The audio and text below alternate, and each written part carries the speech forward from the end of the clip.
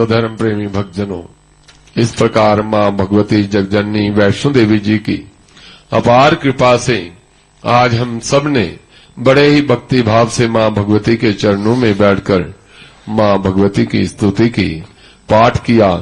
मां भगवती से हम यही प्रार्थना करते हैं कि हे मां, हमारे द्वारा किया गया जो स्तुति पाठ, इसे आप प्रसन्नता पूर्वक स्वीकार करो और हमें अपना आशीर्वाद दो। इस स्तुति पाठ में किसी भी प्रकार की कोई त्रुटि रह गई हो तो अज्ञानी बालक जानकर हमें क्षमा करो। इस प्रकार का मन में भाव करते हुए सभी भक्तजन मां भगवती के चरणों का ध्यान करते हुए हृदय से ओंकार शब्द का 3 बार उच्चारण करेंगे।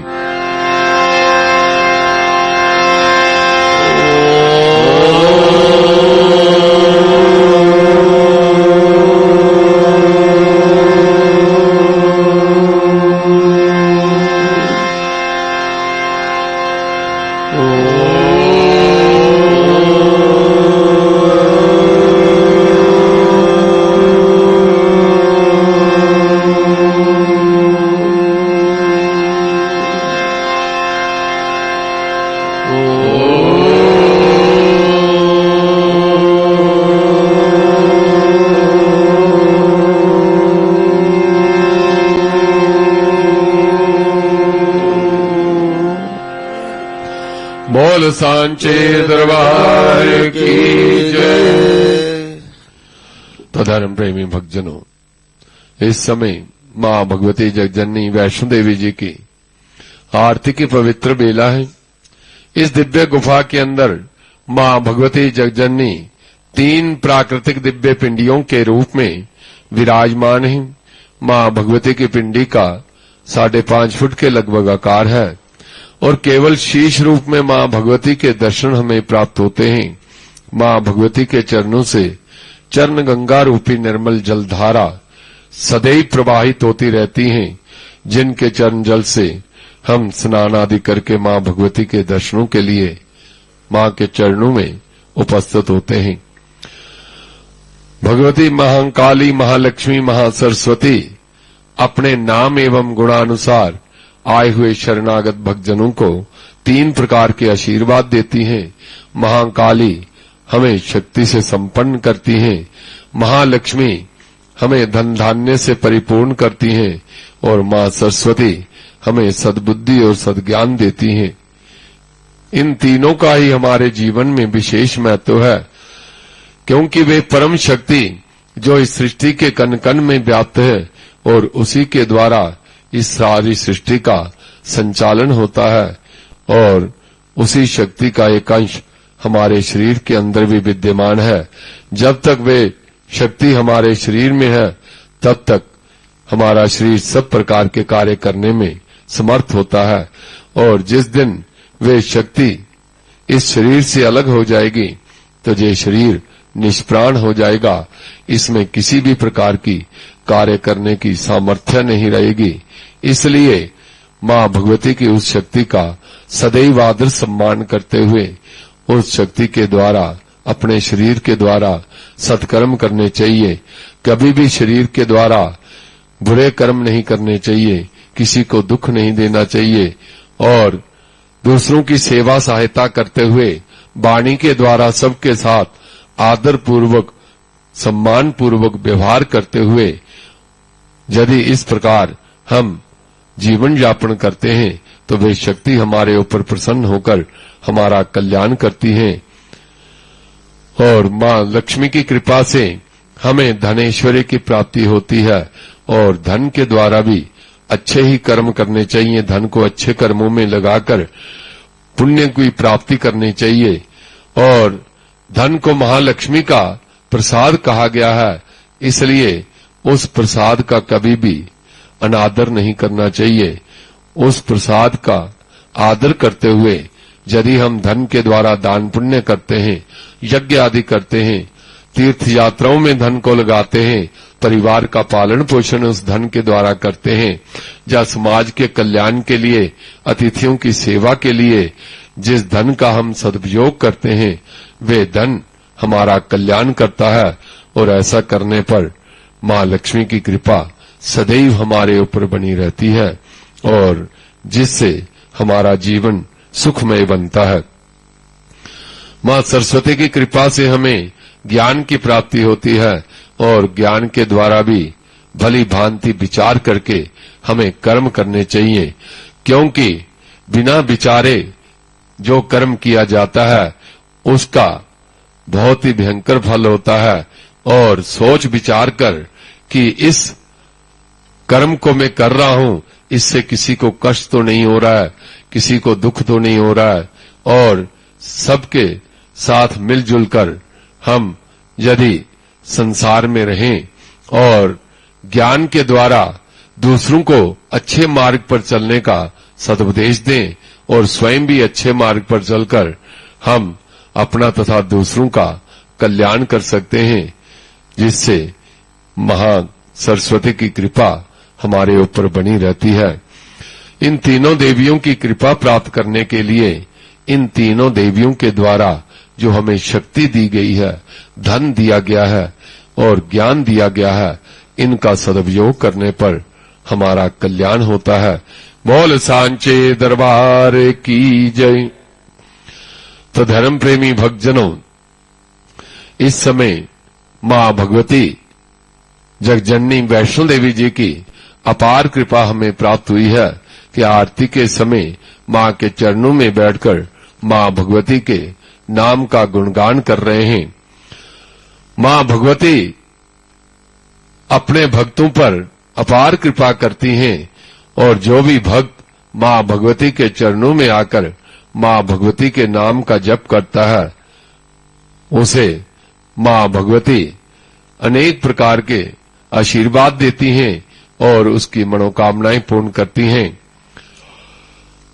पूर्व समय में भी जब भी कभी किसी पर कोई कष्ट आया, देवताओं पर भी जब कष्ट आए, तो उस समय भी मां भगवती ने उन देवताओं की रक्षा की।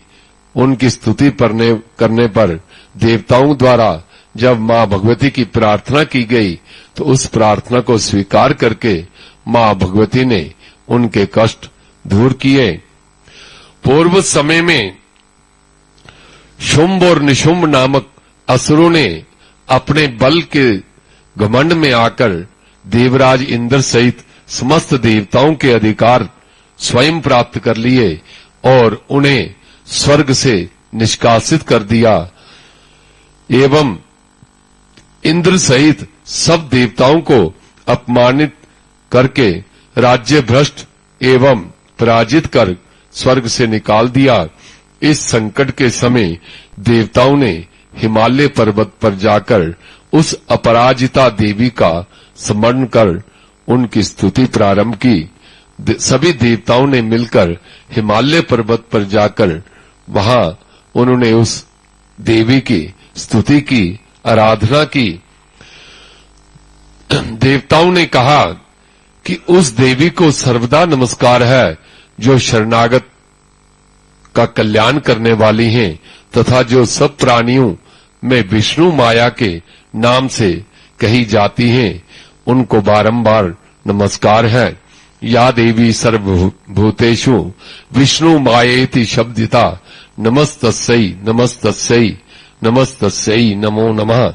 यो देवी चेतना, बुद्धि, शक्ति, शांति, लक्ष्मी, दया और तुष्टि, मातृ आदि के रूपों में इस संसार में विराजमान हैं, ऐसी देवी को बारंबार नमस्कार करते हैं।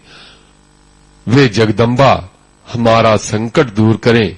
इस प्रकार देवताओं ने जब हिमालय पर्वत पर सामूहिक रूप से दुखी होकर उन्होंने मां भगवती की प्रार्थना की, तो उस समय शरीर कोशाद्यतस्या पार्वत्या निश्रितांबिका केशिक्वेति समस्तेषु ततो लोकेषु गीयते। अर्थात इस प्रकार देवताओं की स्तुति करने से प्रसन्न होकर पार्वती जी के शरीर से अंबिका देवी का प्रादुर्भाव हुआ और इसलिए वे समस्त लोकों में कौशिकी नाम से प्रसिद्ध हुई और कौशिकी देवी के प्रकट होने के बाद पार्वती देवी का जो शरीर था वे काले रंग का हो गया, अतः वह हिमालय पर रहने वाली कालिका देवी के नाम से विख्यात हुई। इस प्रकार मां भगवती ने अनेकों रूप धारण किए और उसके बाद शुंभ और निशुंभ के जो दूत थे, दास थे, सैनिक थे, उनके द्वारा चंडमुंड जो थे वहां आए और उन्होंने उस हिमालय पर्वत पर परम मनोहर और सुंदर रूप धारण करने वाली अंबिका देवी को जब देखा तो फिर उन्होंने शुंभ और निशुंभ के पास जाकर उनसे कहा कि महाराज, हमने हिमालय पर जाकर ऐसी एक सुंदर कन्या को देखा है। ताभ्याम शुंभाय चाख्याता अतीव सुमनोहरा काप्यस्ते स्त्री महाराज भास्यंती हिमाचलम। तब उन्होंने कहा कि हे महाराज, हमने एक अत्यंत मनोहर और सुंदर स्त्री को देखा है जो अपनी दिव्य कांति से उस हिमालय पर्वत को प्रकाशित कर रही हैं, अर्थात उसके प्रकाश से, उसके शरीर से इतना प्रकाश उत्पन्न हो रहा है कि सारा हिमालय पर्वत जो है वह प्रकाशित हो गया है। इस प्रकार नैव तादृक्वजद रूपम दृष्टम केंचिदुत्तमम ज्ञायताम काप्यसो देवी गृह्यताम चासुरेश्वर। वैसा उत्तम रूप हमने कभी किसी का नहीं देखा। और हे असुरेश्वर, आप उस देवी का पता लगाइए, वे कौन है, वे सुंदर कन्या कौन है और उसे ले आइए, क्योंकि स्त्री रतनमति चारवंगी द्योत्यंती दिशस्तुषा सातु तिष्ठति दैत्येंद्र ताम भवान द्रष्टुम महरति। कि हे स्वामी, हे असुरेश्वर, वे देवी कौन है, इसका पता लगाकर आप उसे ले आइए, क्योंकि वे स्त्रियों में रत्न है। जिस प्रकार इस संसार में 14 रत्न हैं, उनमें एक जे स्त्री रत्न जो है जे यही देवी हैं, इसलिए उसका प्रत्येक अंग जो है बड़ा सुंदर है और अपने शरीर अंगों की प्रभा से संपूर्ण दिशाओं में उसका प्रकाश जो है फैल रहा है। और इस प्रकार हे दैत्यराज, अभी वह हिमालय पर्वत पर मौजूद हैं, आप उसे देख सकते हैं।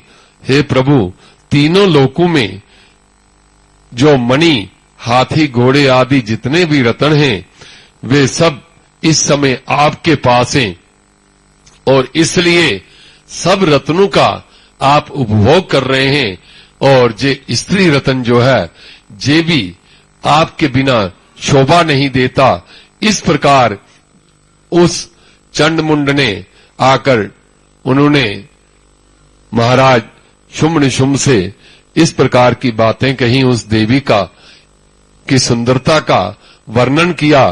तब शुंभ निशुंभ ने सुग्रीव नामक दूत को भेजकर उन्होंने उस देवी के पास संदेशा भेजा कि आप बहुत सुंदर हैं और आप हमारे पास आकर हमारे राजमहल में रहो, हमारी पत्नी बनो। इस प्रकार उस दूत ने जब जाकर ये संदेशा दिया, देवी दैत्येश्वरा शुंभस्त्रे लोक्य परमेश्वर दूतो हम प्रेषितस्तेन तुत्सकाश मिहागता। हे देवी, हमारे महाराज शुंभ निशुंभ ने मुझे दूत बनाकर भेजा है और उन्होंने आपके लिए संदेश दिया है कि आप बहुत ही सुंदर हैं और इसलिए इस समय इस संसार में, त्रैलोकी में हमारा ही राज्य है, हम त्रैलोकी के अधिपति हैं और इसलिए आप हमारी अधीनता स्वीकार करें, अर्थात हमारे साथ विवाह कर लें, इस प्रकार आप सुखपूर्वक रहें। तब मां भगवती ने उनसे कहा,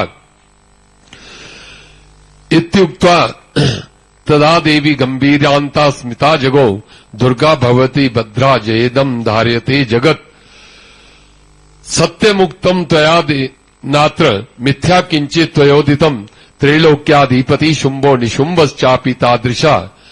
कि हे दूत, आप सत्य कह रहे हैं कि शुंभ निशुंभ बहुत ही बली हैं और इस समय त्रिलोक्य का राज्य उनके पास है और इसमें कोई भी संशय नहीं है। परंतु मैंने जो है एक प्रतिज्ञा कर ली है अनजाने में, परंतु मैं उस प्रतिज्ञा को जो पूरी करेगा उसी के साथ, उसी को मैं वर्ण करूंगी, उसी के साथ मैं विवाह करूंगी। इस प्रकार से उन्होंने कहा कि जो माम जयति संग्रामे जो में दर्पम विपोहति यो में प्रतिबलो लोके सा में भर्ता भविष्यति।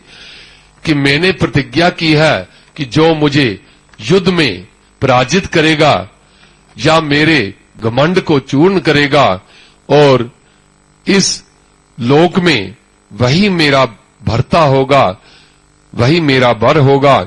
इसलिए हे दूत, तुम जाकर उन शुंभ निशुंभ से कहो, तदा गच्छतु शुंभो अत्र निशुंभो मा महासुरा माम जित्वा किम चिरेनात्र पाणिम ग्रहणातु मे लगू। इसलिए आप जाकर उनसे कहिए, शुंभ निशुंभ महादैत्य स्वयं ही यहां पधारे और मुझे जीतकर मेरा पानी ग्रहण कर लें, इसमें विलंब की क्या आवश्यकता है।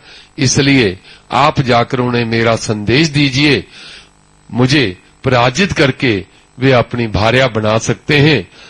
उसके अलावा मैं ऐसे बिना युद्ध के मैं स्वीकार नहीं करूंगी, इसलिए उन्हें मुझसे युद्ध करके मुझे पराजित करना होगा।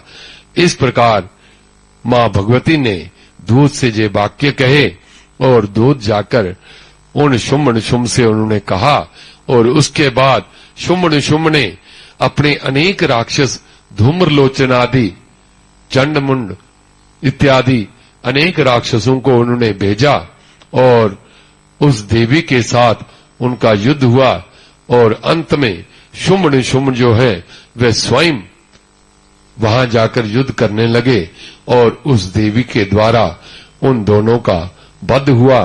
इस प्रकार देवताओं को पुनः अपना राज्य प्राप्त हुआ और देवताओं की कामना जो है वह पूरी हुई केवल मां भगवती की स्तुति करने पर।